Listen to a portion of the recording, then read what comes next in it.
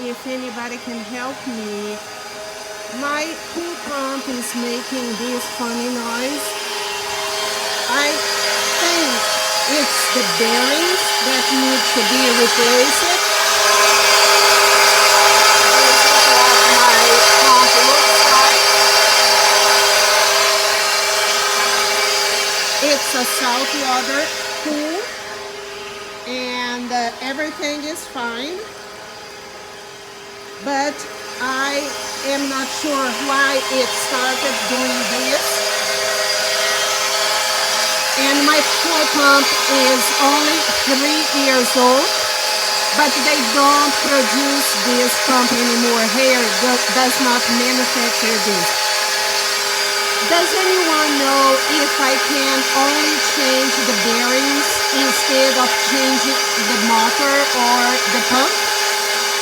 I kindly appreciate any help. Thank you. Have a blessed day.